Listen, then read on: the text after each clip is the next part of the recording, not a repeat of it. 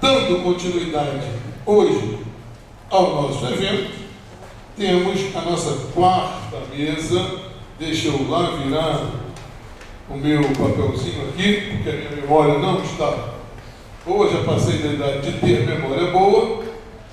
Combatendo robôs, drones e darwinismo social na ficção científica, que é uma mesa que vai ser com o nosso querido Roberto de Souza Causo, e eu a vida inteira chamava de Causo, depois descobri que não era Causo, era Causo, e também descobri que é uma pessoa encantadora, né? E que quando eu conheci lá atrás eu achava que era apenas um ficcionista, depois fui descobrir que para estudar ficção científica no Brasil tinha que ir à obra dele, que era uma obra crítica e teórica bastante longa, e aí fizemos uma entrevista enorme com ele, está na Bujões, e aí eu descobri que a produção do Roberto começa lá na graduação, é bastante avantajada a produção, e nos deu o prazer de estar conosco.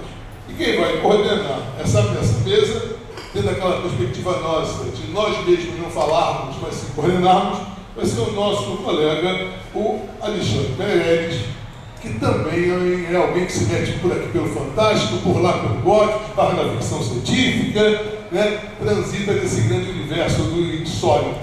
E que foi uma das pessoas que mais me amolou para que a camisa existisse, para vender, para oferecer, para não sei o quê. E encontrei com ele há meses, no evento da Ampol, e ele dizia: eu quero esta camisa tem que ter. Não foi, professor? Então, Alexandre, a mesa é sua.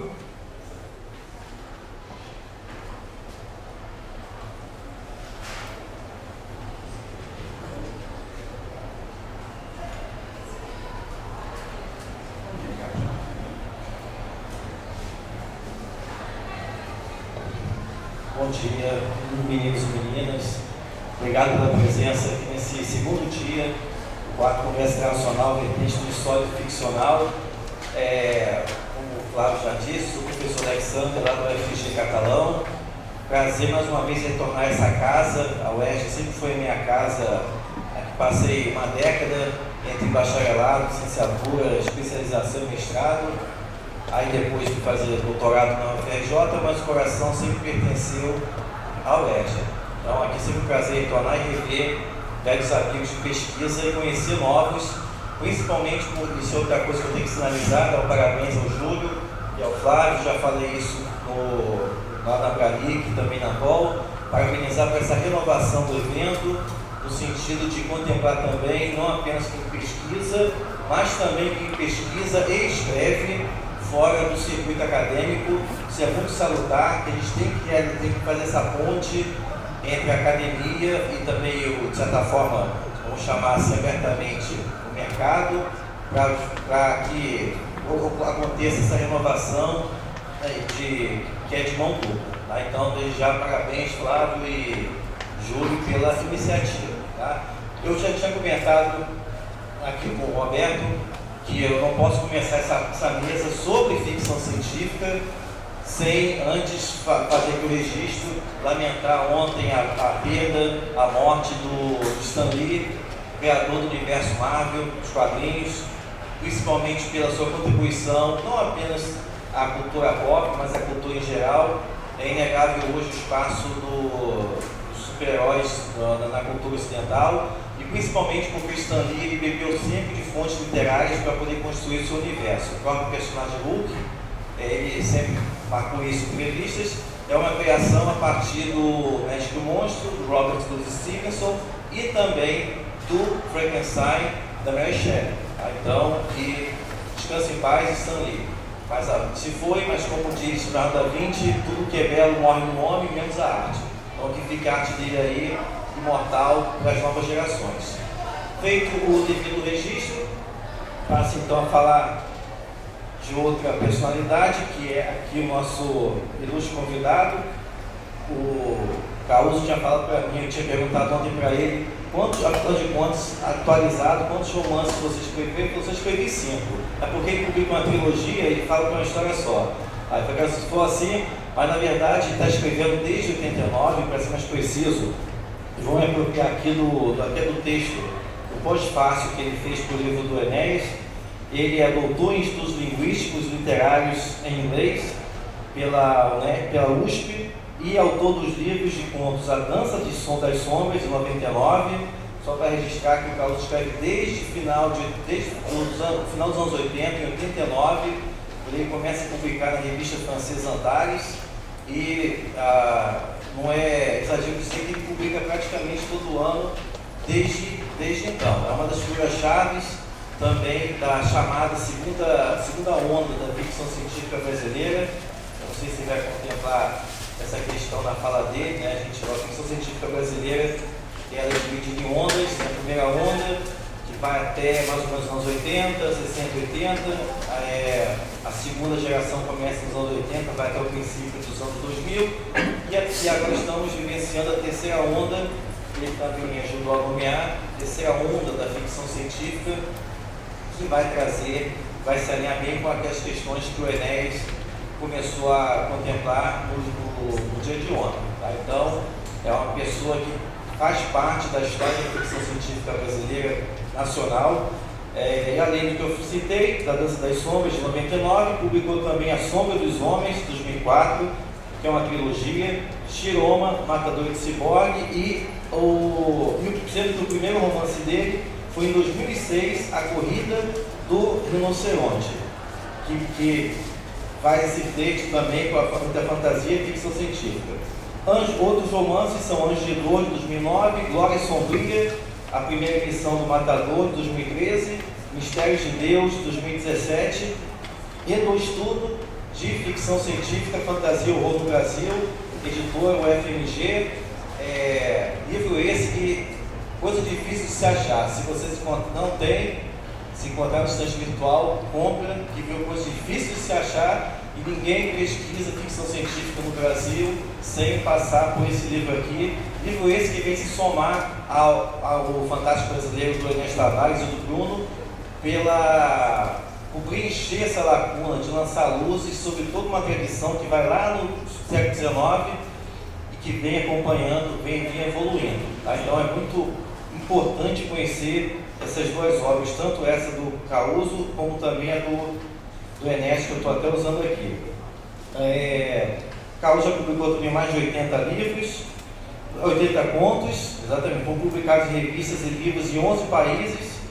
Foi um dos 3 classificados do Prêmio Jerônimo Monteiro, de 91. Já publicou, nos anos 90, os espaços de publicação das obras, que era a Playboy, a revista Cult, e também a saudosa Isaac Asimov Magazine. E também já participou também do terceiro Festival Universitário de Literatura com a novela Terra Verde, de 2000. E foi o ganhador do projeto Nascente 11 da USP e do Grupo Abreu. Além de blogueiro, já teve uma coluna no Terra que abordava ficção científica. Então já falei demais, já fiz minhas falas, passo então a palavra para o Roberto Souza Caruso.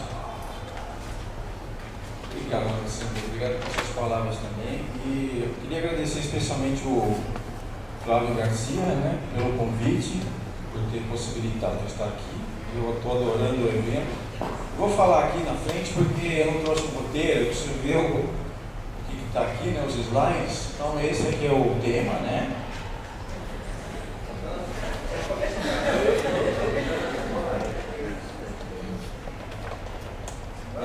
Nós estamos aqui, né, nesse evento, eu estou gostando muito com esse tema. Eu adianto só que a minha fala ela se encaixa mais ou menos aí no Tempos Monstruosos. Tá?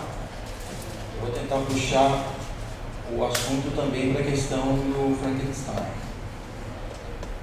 O professor Flávio ele mencionou, né, a entrevista na revista Alusões, número 5, onde surgiu essa questão aí, né, do ficcionista que também é um pesquisador acadêmico, né? E eu achei interessante que o evento aqui ele está continuando essa discussão pela presença de 4 ou 5 pessoas que têm essa característica, né? E a pergunta é, ele é um Frankenstein? Né? Essa gíria que sugere um ser estranho, feito de partes que não se encaixam muito bem, né? Essa figura, o ficcionista e pesquisador, ele é um Frankenstein? E eu sugiro um método possível, né, que essa pessoa emprega para escrever a sua ficção. Né? O reconhecimento e entendimento da influência, adaptação dessa influência ao tempo e ao lugar, integração ao projeto pessoal do escritor ou da escritora. No livro Forrest Gump, que é a base do filme, né, tem uma anedota lá sobre o Forrest Gump que eu acho que é pertinente ao assunto, mas eu não vou contar, tá? Se vocês quiserem, depois me pegam pelos corredores aí que eu conto. E toda a questão aí é essa articulação, né, entre prática literária, política literária e teoria literária. A minha experiência pessoal, tendo estudado já há algum tempo lá na USP, é de que teoria literária impera e meio que abafa as outras duas questões. E da minha tese de doutorado, que está ali embaixo, Ondas nas Praias do Mundo Sombrio, eu tentei equilibrar um pouco a questão, enfocando as questões de política literária em dois movimentos da ficção científica, né? Dois movimentos literários. A New Wave da década de 60 e o Cyberpunk da década de 80. De maneira a relativizar, digamos, o peso da teoria literária. Como escritor, eu desenvolvo essa série aí, né? As lições do matador. Inclusive, eu trouxe os livros para mostrar. Tá? Devolva no final. A característica central dessa série é uma região da galáxia, né? Hoje daqui, 10 mil anos de distância, que sofre ataques de esquadras de naves robôs. Tá? Então, o tema aí é essa violência das naves robôs, né, dos robôs. E eu entendo que o que me fez adotar esse tema é a influência de uma série de space opera, né, que é um tipo de ficção científica bem específico. E essa é a série space opera maior aí que existe no mundo, né, ela surgiu em 61 e ainda está circulando, tem quase 3.000 episódios. E nos primeiros 100 episódios tem essa situação aí, né? Racialmente decadente, o Império de Archon recorre a naves e exércitos de robôs sob o comando de um cérebro positrônico, que é um tipo de cérebro eletrônico. Né? Então, para mim, a questão do racial ela não é relevante, né? Ela não é relevante para o tempo e para o lugar. Então, eu fui buscar uma outra questão para lastrear o tema para mim, de modo que ele não ficasse superficial demais. Né? O tema aí é um tema muito atual. São os drones de ataque. O drone é um veículo aéreo não tripulado, no jargão militar brasileiro. Ele é telecomandado, né? Ele é pilotado à distância. O piloto está aqui, o negócio está operando a centenas de quilômetros de distância. Mas existe a tendência para uma autonomia futura, quer dizer, esse aparelho vai decolar, ele vai voar, ele vai cumprir a missão dele, ele vai voltar e vai pousar sozinho, né? Com os recursos de computação a bordo dele. Então o drone ele pode ser de vigilância ou de emprego militar, né? Porque tem drone de emprego civil que vai entregar pizza, né? Essas coisas todas que a gente tem ouvido falar. Então ele pode ser usado militarmente, né? Em missões de vigilância, de reconhecimento, de acompanhamento tático, né? Quer dizer, você tem um comandante da operação, ele está longe do local onde a operação está acontecendo em terra, né? E ele está lá assistindo e dirigindo à distância. Mas a maior questão aí são os drones de ataque, né? Eles foram muito usados nos governos do George W. Bush e de Barack Obama. Então eles foram usados, né, nessas ocasiões em situações de combate a tropas em terra e a posições fortificadas. Mas a questão mais polêmica é essa aí do uso em assassinatos, são às vezes chamados de execuções extrajudiciais, e o pior de todos, né, de todas as expressões desse uso, que é o chamado signature strike, que consiste na morte de suspeitos por área geográfica, faixa etária, vigilância e triangulação de comunicações móveis. Tá? É mais ou menos o que a gente tem lá na periferia de São Paulo, onde eu venho, ou aqui, né, imagino, nos morros, que passa lá o grupo de extermínio, né, que quando eu era menino, durante a ditadura militar, ele chamava de Esquadrão da Morte, e encontra lá um grupo de jovens, né, num bar ou numa esquina qualquer, e entende que pela idade, pelo perfil, e às vezes pergunta, você tem passagem? Né? Por essa razão já é um alvo do assassinato. Porque se imagina que esse jovem, ele pertence a algum grupo, né, uma facção criminosa, do mesmo modo como os jovens lá no Afeganistão ou no Paquistão são presumíveis, né, são presumidos como sendo terroristas. Então é uma questão atual, né, militar, política e de direitos humanos. E aí eu trouxe uma evidência disso, né, são livros e revistas que tocam no assunto.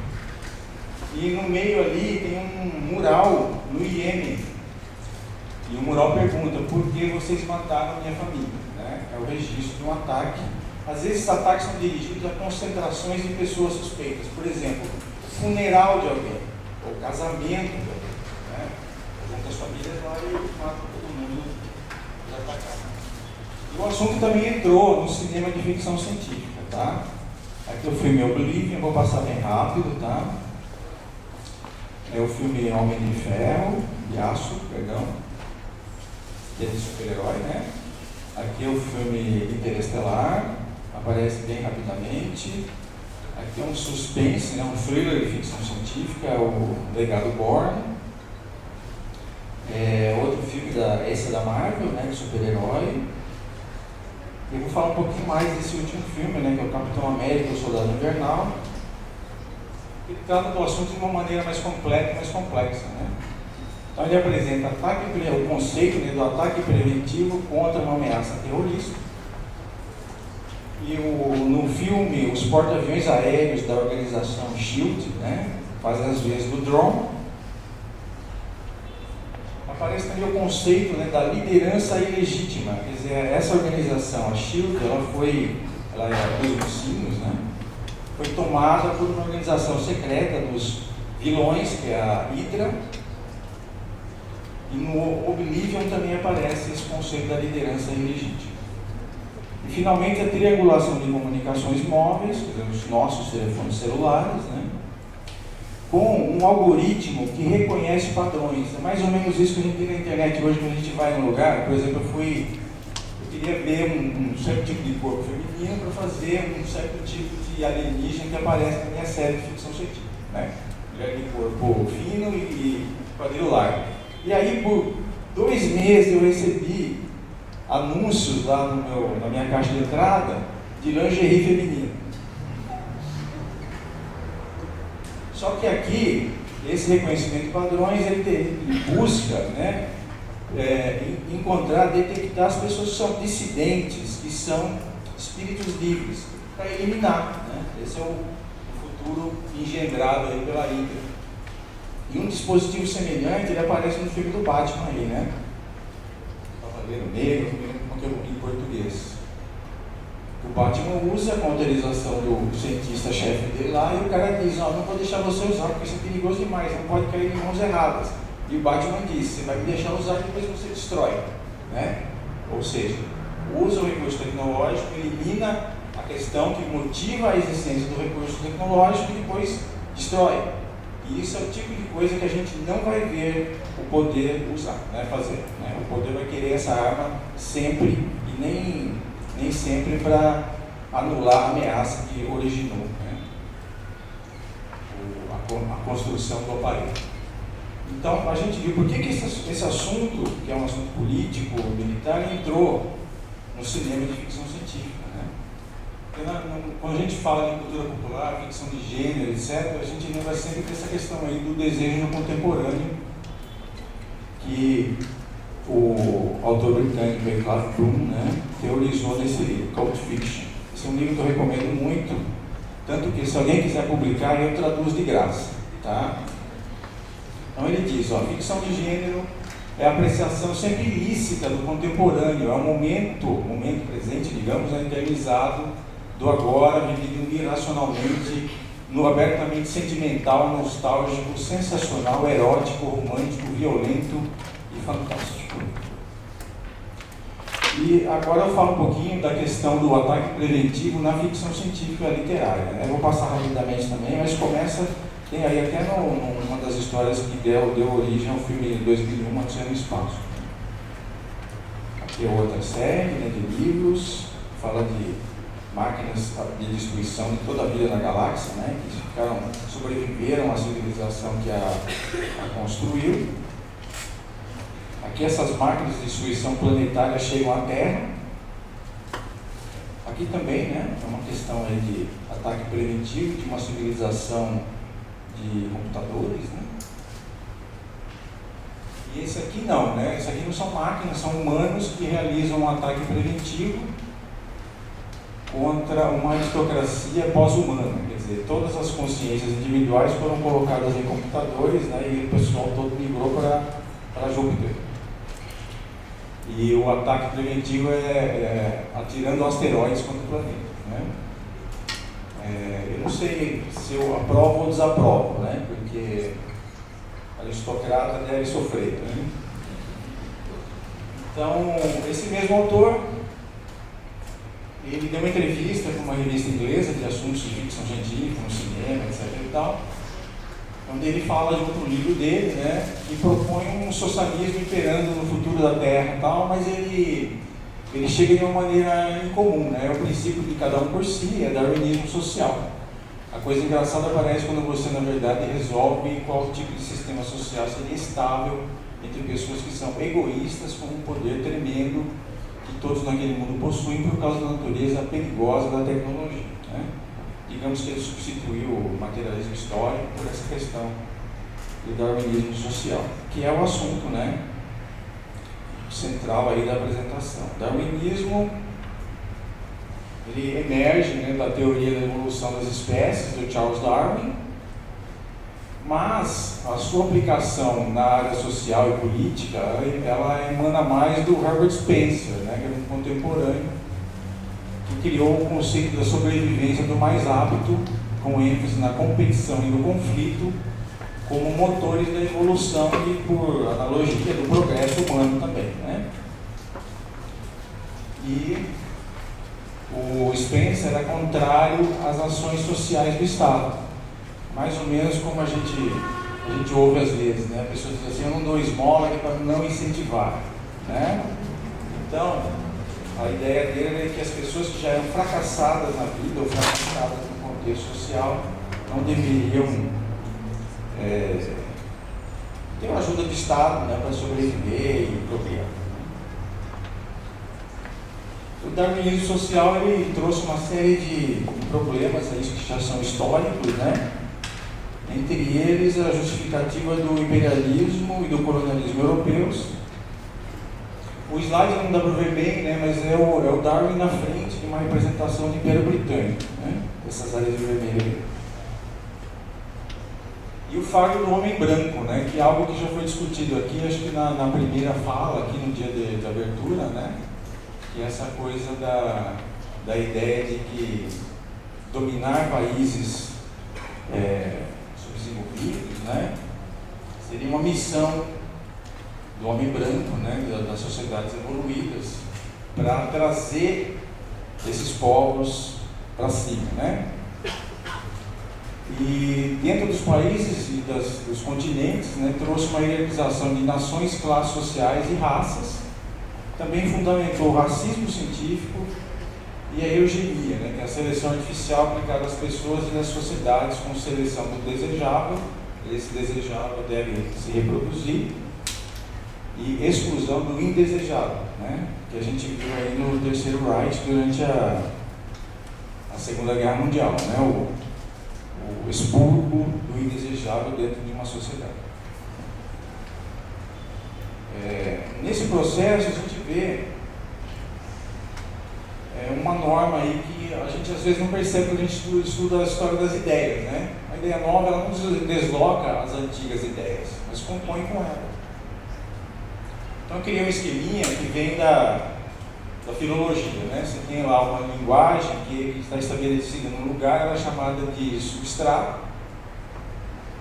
e você tem um povo que traz uma dominação, né, e apresenta uma nova linguagem, uma nova língua, e essa nova língua é o abstrato, como aconteceu com os países de língua românica, né? Portugal, Espanha, França, etc. E tal. Então você teria aí o darwinismo compondo com as ideias da época, né? Que eram ideias de uma sociedade muito estratificada, né? Você tinha aristocracia, você tinha campesinato, burgueses e por diante. E quando a gente pensa em darwinismo e evolucionismo, a gente sempre acha que a oposição natural é a religião, é o criacionismo, né? Mas essa composição ela existe até em darwinismo social e religião organizada. Tá? Existe um livro sobre isso chamado American Fascists, do Chris Hedges, que vale a pena ler. Ele fala da direita religiosa nos Estados Unidos. O darwinismo também teve uma evolução, né? Que inclui uma síntese moderna, feita nesse período aí, 1918 a 47, que é chamada até hoje de neodarwinismo. Nesse livro aí, né, que seria em português o ponto cego do Darwin, o autor Frank Ryan escreve, né, teve que o neodarwinismo teve enorme impacto sobre biólogos naturalistas experimentais, estimulando uma nova onda de estudos evolucionários pelo mundo. Por mais de meio século, elaborações reducionistas, e ele define reducionista como a evolução ocorrendo apenas pelo acúmulo gradual de mutações sob a regra da seleção natural. Essas elaborações se tornaram a única preocupação da biologia evolucionária, e a filosofia nuclear da competição darwinista foi extrapolada ao comportamento e psicologia humana. Tá? Quer dizer, é uma nova instância de darwinismo social, né? Que envolve explicações do comportamento humano pela biologia evolucionária, que é uma disciplina surgida na década de 30 e 40, gerando aí essas outras, psicologia evolucionária, também chamada de sociobiologia, na década de 60 e 70, e antropologia evolucionária, quer dizer, explicar o comportamento dos povos por essa mesma chave. E essas disciplinas têm um impacto muito grande na ficção científica anglo-americana. Tá? Então, continuando citando aí o mesmo autor, né? Ele expressa um extremo desse raciocínio, que é desde o início a teoria evolucionária tem sido aplicada a muitos campos dos assuntos humanos, como a sociologia, a psicologia e mesmo a política. Tais interpretações, vistas apenas de uma perspectiva darwiniana, levam a uma ênfase excessiva na competição e no conflito. Mais danoso de todos, o darwinismo social da primeira metade do século XX levou diretamente aos horrores da eugenia. O surgimento, mais uma vez, do darwinismo social é, portanto, uma fonte de preocupação para muitos cientistas e sociólogos. Né? É uma categoria preocupada com esse tipo de contaminação, né, com o discurso científico biológico sobre a parte de sociologia e psicologia e tal. E ele fala, né, recentemente alguns psicólogos evolucionários chegaram ao ponto de sugerir que o estupro poderia ser um comportamento natural. Né? É o excesso que o autor aponta aí. Um entendimento mais amplo da evolução, levando em conta não apenas interações entre espécies, mas também a cooperação dentro da nossa espécie humana, introduziria um equilíbrio em nossa compreensão desses aspectos altamente controversos do comportamento social e psicossocial humanos. Então ele está propondo que a simbiose, com oposição, né, à competição entre as espécies, poderia equilibrar esse discurso e evitar essa contaminação tão forte, né? O discurso biológico sobre o discurso sociológico, psicológico. Então ele afirma que a seleção natural, né, e os termos-chave são competição e conflito, se opõe, né, à simbiose que se baseia na cooperação entre as espécies. Né? No caso do darwinismo, existe esse apego ao gradualismo, né? Que a evolução é lenta, são mutações que são selecionadas, né? pela seleção natural ao longo de milhares e milhões de anos. Enquanto que a simbiose, ela admite a saltation, não achei uma tradução, né? Saltação, uma pulação, que seria uma mutação muito mais rápida, né? Um salto evolutivo. E ele classifica, essa classificação é dele mesmo, né? Dois tipos de simbiose possíveis. A endossimbiose, dentro do organismo, pela troca de material genético de vírus, bactérias, né? Com o nosso próprio material genético. E a exossimbiose, quer dizer, entre espécies diferentes, né? Quando, por exemplo, um exemplo que ele cita muito é de um molusco que se enfia dentro da casca de um outro molusco, né? E atualmente se tem falado muito na microbiota humana, né? E do seu conteúdo genético. Quer dizer, dentro do nosso corpo a gente tem milhares de espécies diferentes trabalhando para o corpo funcionar. A maior parte está nos intestinos, mas dizem até que o raciocínio e tal precisa de outras espécies para funcionar direito. E que o DNA humano propriamente, ele é minoria dentro do nosso genoma, né? Nosso conteúdo genético. A maior parte, tipo 99%, é de outras espécies, vírus e bactérias que a gente foi acumulando ao longo de milhões de anos. Isso também entrou na ficção científica, tá? Esse é um romance, Darwin's Radio, né? Seria o rádio de Darwin. O Darwin está mandando uma mensagem lá para o futuro, né? Que o DNA, esse DNA que é chamado de junk, né? Ele é lixo, né? Ele não serve para nada, né? Está guardado dentro da gente, não serviria para nada, mas ele imagina uma situação em que ele acaba sendo um conjunto de aceleradores evolutivos como um mecanismo emergencial de sobrevivência da espécie, né? Então ele imagina assim que as condições de vida na Terra estão mudando muito por conta, digamos, do aquecimento global e começam a nascer crianças com características diferentes, né? E que vão promover a sobrevivência da espécie no futuro. Então a minha posição é mais ou menos essa. Ela está numa noveleta de ficção científica, né? Que faz parte da série que eu já falei para vocês, né? As lições do matador. E aqui é o protagonista da série, conversando com uma pessoa lá, uma mulher, capitã de uma nave estelar, sobre uma espécie alienígena, né? E dizendo que essa espécie alienígena ela não tem a perspectiva que a gente tem. Acho que tudo depende de como a competição ou cooperação, desconfiança ou confiança entram na ideologia. Até os substantivos da língua deles, né, dessa outra espécie alienígena, costumam ser compostos. Enquanto nós ainda temos que lidar com darwinismo social, disputa ideológica, competição entre as nações, divisão em castas e luta de classes, o povo de Rive, né, que é essa civilização alienígena, escolheu outra base para o seu pensamento. Então é uma expressão, digamos, de um relativismo pós-modernista, né, que sempre enfatiza mais as culturas, né, as configurações de ideias que existem em culturas diferentes e não um tipo de determinismo biológico, científico e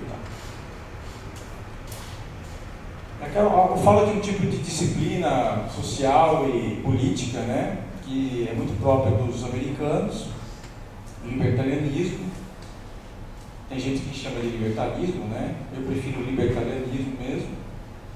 Tem foco nas liberdades individuais, propõe um Estado mínimo, com muita desregulamentação, né, da atividade econômica, e fala muito de compromissos voluntários com os contratos sociais, né? É o sujeito que decide até onde ele vai dentro de uma certa prática aceita na sociedade. Admite-se um libertarianismo de esquerda, né, que trata mais das questões de liberdade de grupos, né, dentro da sociedade, com opções sexuais ou de hábitos de vida e tal diferentes, e um libertarianismo de direita, né, que se foca mais na teoria econômica, né, essa coisa do liberalismo econômico.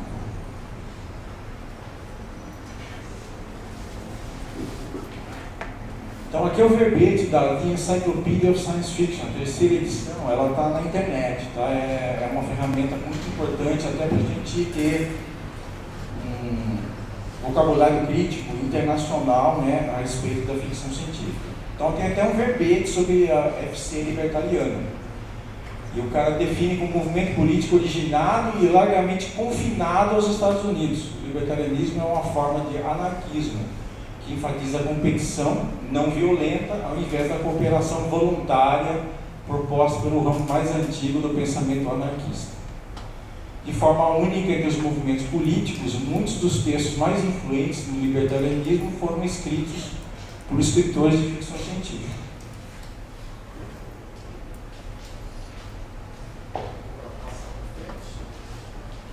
Então, esses escritores, né, os mais famosos são Robert A. Heinlein e a Ayn Rand, né, ela criou um pensamento político próprio dela chamado objetivismo. Tá? Esse pessoal do meio aí, eles são mais publicados aqui no Brasil, né, Ivan Vogt, Paul Anderson, e existe até um prêmio literário, né, voltado para obras de ficção científica que tem esse cunho mais libertário, né, e com essa visão política. Agora aqui são fotos com esse cartaz. Todas essas fotos aí, elas são de movimentos recentes, né, manifestações recentes no Brasil, em várias capitais, pedindo, por exemplo, impeachment da Dilma Rousseff, né, ou apoiando a Lava Jato. Tá? E esse personagem, ele faz parte ele é protagonista do livro aí, da Ayn Rand. Eu vou ler para vocês, porque não dá para ler, né? A Revolta de Atlas, está disponível, né? Essa é uma autora que passou muito tempo sem ser publicada aqui, está sendo publicada agora. Ah, é? Não, eu estou na sua frente. Eu vou ter dificuldade para ler mesmo, porque a bifocal me atrapalha muito. Então, a história de um sujeito que vive no futuro, uma América socialista do futuro, né, muito coletivista e tal, e ele é um grande empreendedor, né, e resolve agir contra o Estado. Né? Então, Atlas é aquela figura da mitologia clássica que carrega o mundo nas costas. Né? Então, se ele dá os ombros, ele deixa de carregar o mundo nas costas. Né? É alguém que opta por um egoísmo essencial. Né? E é um conceito até político, eles chamam de egoísmo racional. O cara servir a si mesmo, procurando a fortuna, né? Ele estaria ajudando a sociedade de algum modo. Então aí, ó, expressão do darwinismo social no Brasil de hoje. Tá? Não sei se vocês conseguem ler, eu vou ler para vocês. As minorias têm que se adequar ou desaparecerão. É natural isso. Quem disse foi o nosso presidente eleito, Jair Bolsonaro. Tá? Ele falou isso antes, né, das eleições, mas durante o primeiro turno. Quer dizer, aparentemente é um pensamento muito recente, né, vivo no presidente eleito. Então nós chegamos aí, eu acho que é isso, né? Mais ou menos o preâmbulo. Então o tema, pegando aí o tema do nosso evento, quer dizer, não sei se vocês conseguem ver a semelhança, né? Parece um avô do outro ou não? Né? Então, o filme aí, O Exterminador do Futuro, né? Um filme que eu gostei muito quando vi, de 84, né? É um filme de ação e ficção científica e ele mudou a cara da ficção científica na década de 80, né? Essa mistura ela foi muito adotada depois disso. Né? Eu vou falar primeiro do Frankenstein, né? No romance da Mary Shelley, há um embrião de um tipo de subgênero da ficção científica, né? Eu falei da space opera, né, que é um subgênero. Tem esse subgênero também do super-homem. Né? O super-homem propõe esse momento do salto evolutivo, né? Quer dizer, surge o próximo Homo sapiens, né? O Homo sapiens ultra, Homo sapiens sapiens sapiens, né? Vai ser o próximo nível da humanidade, né? Da espécie humana. Então, não sei se todo mundo mais ou menos conhece a história do romance, né? O Victor Frankenstein cria um homem a partir de partes mortas de vários, né? E o processo de reviver essas partes gera um gigante, né? Gera um ser humano que é mais forte do que o normal, vive com menos e tem uma alta cognição, né? É o contrário do filme. No filme, a criatura é infantilizada, é um bruto, né? Ela como se tivesse que aprender desde pequenininho, né? Então, ele criou um super-homem, né? O Victor Frankenstein. E quando finalmente, depois de persegui-lo, né? Durante muito tempo, a criatura confronta o Criador e ela tem uma demanda, ela quer uma fêmea, né? Para fugir para o Brasil. Todo mundo foge do Brasil desde o começo do século XIX, né? Quer dizer, no romance ele diz que ele quer ir para as áreas selvagens da América do Sul, né? Eu imagino que seja a Amazônia, né? E o Frankenstein que eu escrevi, o Victor, quando eu escrevi com K, né? Ele nega, temendo produzir uma raça de monstros, né? Quer dizer, ele estaria criando o embrião daquele ser que vai nos deslocar, né? Deslocar a espécie humana do controle da Terra, né? Então aqui, deixa eu ver o que é. É só para comprovar que essa não é ideia só minha, tá? Aqui é uma matéria de um jornal, né, que diz que pesquisadores da área da biologia concluíram que o herói de Mary Shelley estava absolutamente certo em negar à criatura o seu desejo de ir à América do Sul, já que teria sido um desastre para a humanidade. Antropólogos dizem ter provado, eles usaram um computador, né? Eles usaram um computador que ia fazendo a taxa de reprodução das criaturas e tal, né? Mas levando em conta que a criatura é superior física e intelectualmente a nós, né? E os computadores concluíram que a humanidade teria sido varrida em 4.000 anos se um animal, né, que chama de animal do tipo descrito no romance de 1818, tivesse ficado livre para vagar e se reproduzir na selva. Tá? Então, o desenho, né? Deixa eu ver aqui. Então, aqui você tem a noiva, né? A noiva da criatura. Ela não aparece no livro, ela só aparece nos filmes, né? Da Universal na década de 30. E aqui uma foto uma arte, né? Ela tá a noiva com pose de pin-up e com uma cara tipo, quem eu, né? Mãe de uma raça de monstros. E aqui a gente tem, né? É uma ilustração também, mas tem a noiva sendo criada, né? A criatura macho lá no fundo e o Victor Frankenstein, né? Acionando lá a eletricidade. E aqui ela aparece com pose de Supergirl, né? No verbete da enciclopédia lá que eu te falei, sobre justamente a questão do super-homem na ficção científica, né? E ele usa termos de darwinismo e tal, mas fala também dessa coisa do salto, né? Do salto evolutivo. Então, voltando ao Exterminador do Futuro, é um filme, né? São dois, né? A franquia é grande, mas eu peguei só os 2 primeiros filmes, tá? Então, propõe um futuro relativamente recente, em que existe o domínio da máquina e dos drones, tá? É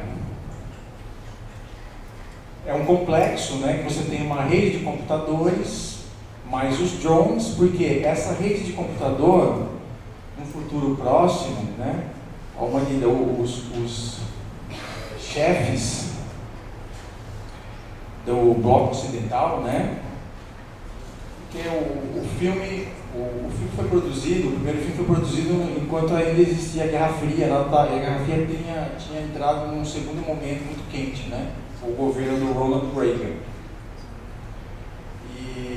Então os líderes do mundo ocidental colocaram o controle do arsenal nuclear numa rede de computadores, tá?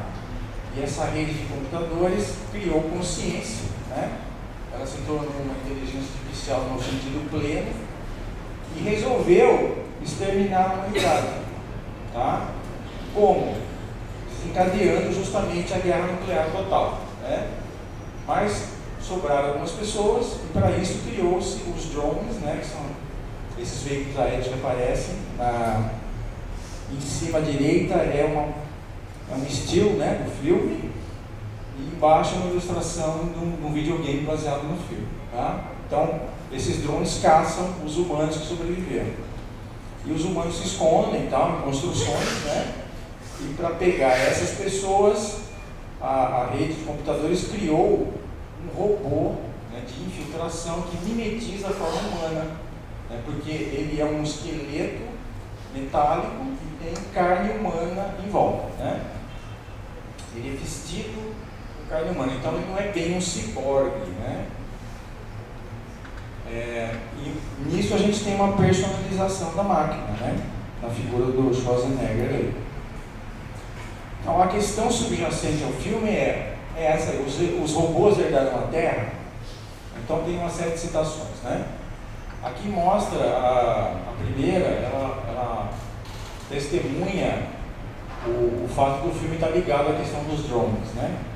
O Exterminador do Futuro, uma das primeiras fugazes aparições cinematográficas de um drone, ainda como ficção científica, em 1984. É do livro Teoria do Drone, que eu recomendo muito também, tá? Para essa questão aí.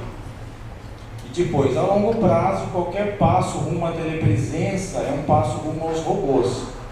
Essa é do Marvin Minsky, né, que foi um teórico e um promotor dessa questão toda da inteligência artificial. A citação está no livro do Chamayou, que é o autor do Teoria do Drone. E finalmente, uma vez que os computadores têm o controle, podemos nunca mais recuperá-los. Se tivermos sorte, eles podem decidir nos manter como bichos de estimação, tá? Isso é atribuído a Marvin Minsky. Não sei se ele disse, né? Mas muita gente lembra dele quando pensa nessa questão aí. Quer dizer, a ideia aí é de que o sucedâneo da espécie humana não vai ser o Homo sapiens, sapiens, sapiens ou algo assim, mas vai ser o império da máquina, né? As máquinas inteligentes, tá? Daí a conexão com o Frankenstein. No livro A Teoria do Drone, ele teoriza sobre essa questão do poder distanciado, né? Qual é a questão do drone? É que não sou eu que vai lá enfiar a baioneta no peito de alguém, tá? Se eu vou fazer isso, tem uma consequência, né? Tem uma consequência para mim, para minha família, para minha sociedade, o sistema jurídico da minha sociedade, né? Então o livro começa falando da guerra aérea, né? Que o piloto está lá em cima, ele não vê às vezes quem ele está atingindo, né? É uma construção, uma trincheira. O drone é uma coisa ainda, é uma extensão maior ainda desse distanciamento pessoal. Por quê? O cara está sentado na frente de um computador como quem joga um videogame e a aeronave está atingindo alguém centenas ou milhares de quilômetros de distância. Então ele diz assim: o erro político seria acreditar que a automatização é ela própria automática. Organizar a renúncia à subjetividade política torna-se hoje a tarefa principal dessa subjetividade. Nesse modo de dominação que procede pela conversação de suas ordens, conversação é isso, né? É conversão, né? Conversão de suas ordens em programas e de seus agentes em autômatos. O poder, que já era distante, passa a ser inapreensível, tá? Não é só o sujeito que pilota a máquina, mas quem ele representa, né? Ele representa o Estado, ele representa a sociedade. E o Chamayou está citando aí o Theodor Adorno, né? Essa questão da subjetividade. Para o Adorno, na modernidade, a subjetividade quer esquecer, né? Que ela é subjetiva, ela quer se entregar em modos automáticos de troca de valores, etc. Foi falado também na primeira palestra aqui, né? Tocou nesse assunto. A outra coisa é a naturalização das ações, né? Se eu mato alguém, tem uma intencionalidade aí, né? Agora, se uma bomba cai, uma bomba explode, é como a gente estava conversando aqui agora há pouco no restaurante, o morro desmorona. Quem é a culpa do morro desmoronar? Né? É uma culpa no máximo, uma culpa indireta. Alguém, a defesa civil não fez o trabalho dela. Né? Toda uma agitação subjetiva, com esforços e investimentos enormes para confundir as pistas, apagar os rastros, escamotear qualquer sujeito discernível da ação, com o fim de travestir essa ação em puro funcionamento, uma espécie de fenômeno natural. Um robô comete um crime de guerra. Quem é o responsável? O general que o enviou, o Estado que é o seu proprietário, o industrial que o produziu, os analistas desse sistema que o programaram? Né? Aí vocês sentem qual é a problemática por trás da responsabilização e do sistema jurídico e social que está por trás da ideia de responsabilizar, né, alguém por um ato em particular. Isso leva a uma diluição da responsabilidade, que é o fim último do emprego dessas armas. Né? Além de não haver mais atribuição simples de responsabilidade, esta, ao se difratar nessa rede acéfala de agentes múltiplos, tende também a se diluir em sua qualificação, passando do intencional ao não intencional, do crime de guerra ao acidente militar industrial.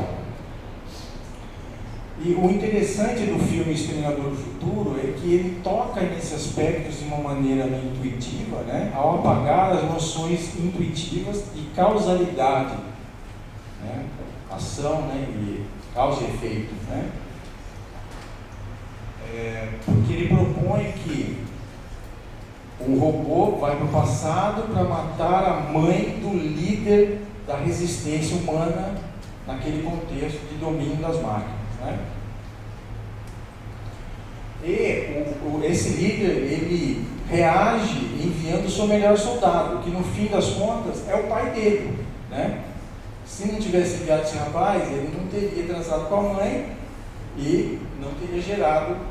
Quer dizer, como é que a gente fica? A gente sabe que para ter uma pessoa tem que ter o pai e a mãe transando antes. Né? Essa causalidade, ela é meio que dobrada no filme, né? E ao mesmo tempo parece que de onde é que vem essas decisões, de onde é que vem? Né? Vem da vontade individual ou vem de um conjunto de fatores que a gente não enxerga? No Exterminador do Futuro 2, na sequência, são os restos do robô. Quer dizer, o robô no primeiro filme é destruído, né? Mas sobrou a CPU dele no cérebro, na caixa craniana de metal, e o braço ficou de fora da prensa lá, que foi o mecanismo destruído. E esses dois elementos é que geram a tecnologia que vai criar o sistema de computadores, né? Que vai levar à guerra atômica, que vai criar os drones, que vai criar o exterminador e assim por diante. Né? Então, aí também você tem essa mistura das relações de causalidade. No primeiro filme, o Exterminador, que é essa máquina, né, ele se comporta como um psicopata assassino em série. Tá? Primeiro, ele vai atrás de toda a Sarah Connor, que é a mulher, né, que ele encontra na lista telefônica. Tá? Ele arranca a página da lista telefônica e vai matando uma por uma. Ele é um assassino em série cujo modus operandi é matar toda mulher que se chama Sarah Connor, na cidade de Los Angeles, né, naquele ano em particular. E como assassino em massa, né? Para chegar até a Sarah Connor, depois que ela vai parar nas mãos da polícia, ele entra lá e fuzila todos os policiais que encontram no caminho. Né? É mais ou menos isso que a gente ouve o tempo todo, são esses crimes que a gente ouve, né? Prática corrente na cultura americana de alguém que entra num lugar de trabalho, numa escola e atira em todo mundo. Tá? E esse robô, ele possui uma inteligência artificial que o faz aprender taticamente. O que é isso? Ele aprende o que ele precisa para percorrer os caminhos até realizar o objetivo dele de matar ou destruir, eliminar o alvo dele. Né? No segundo filme, quem envia o robô é de novo o líder da resistência. Né? Ele envia o robô para que o robô proteja ele mesmo enquanto criança, tá? Ele possa sobreviver, para ser o líder da resistência, né? Contra um outro robô mais sofisticado, é um robô 2.0, né? Que vai para o passado acabar com ele, né?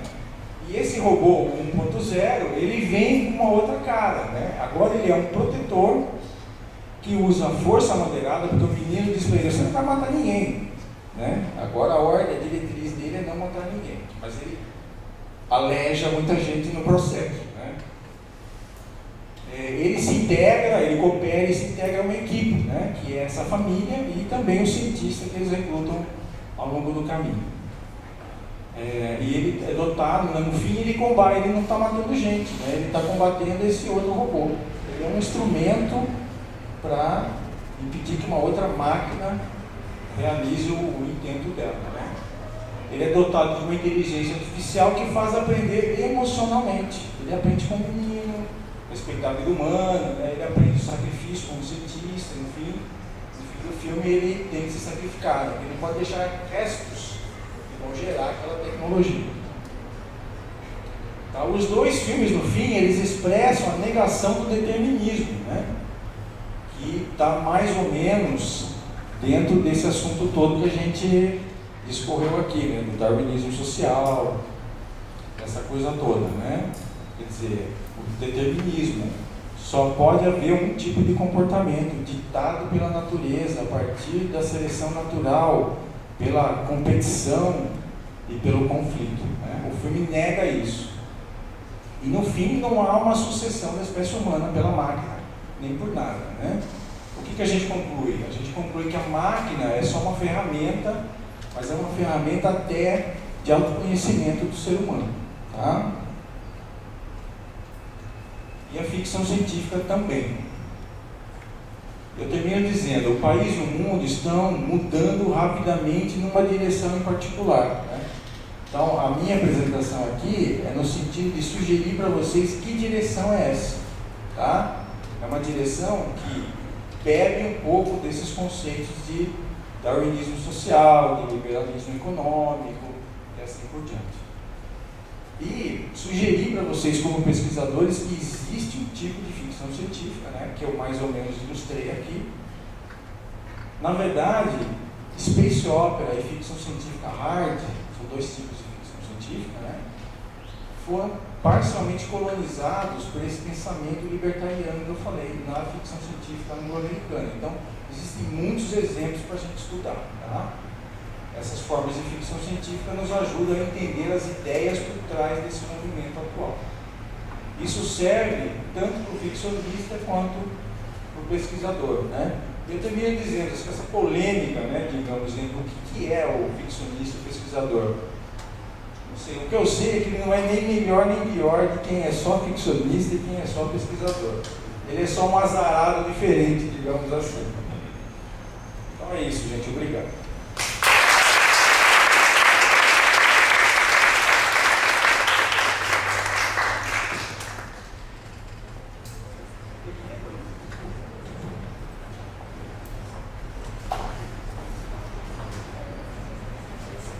Obrigado, Roberto, pela chegante palestra, ainda mais nos tempos atuais.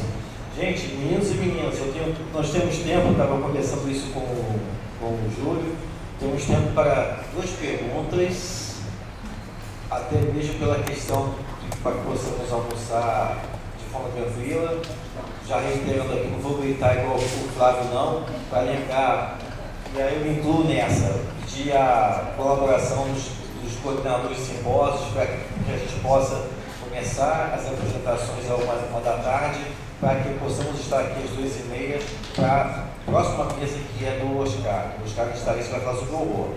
Então, quem quer fazer alguma pergunta para o Roberto, eu ia até tentar me impedir, mas eu vou até me abster para poder dar espaço para vocês. Alguém quer fazer alguma colocação?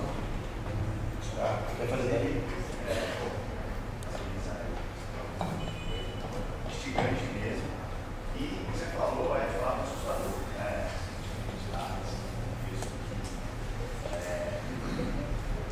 Igual sai dos temas aí do assunto. Eu queria saber como é que você vê essa relação de ficção científica com a construção mesmo, né? Como é que o robô serve, né?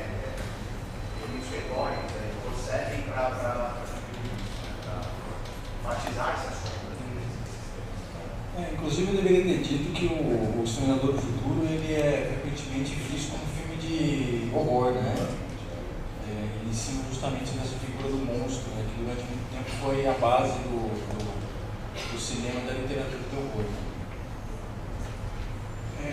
Eu acho que foi falado também na leitura da conferência do Felipe Furtado que esses gêneros eles se atualizam ao longo do tempo, né?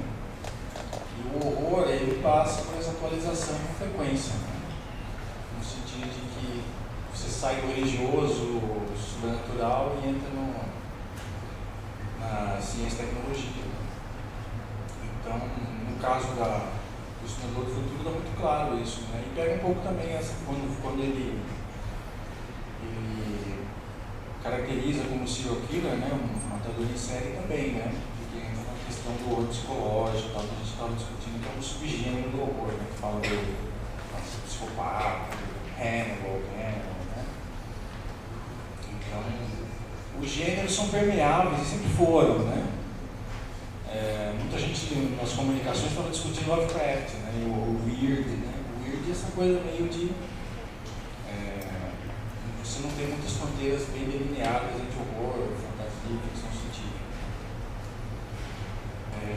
Se dá mesmo, se você dá esse conteúdo de medo, de violência extrema, né? Eu acho que a ficção científica pode se configurar como horror sem problema nenhum e sem limite também de estratégia, né? Você pode ter um vampiro na Lua, em Marte, né? Essas coisas já foram exploradas também na história da ficção científica e do horror. É mais ou menos nesse sentido que você queria. Sim.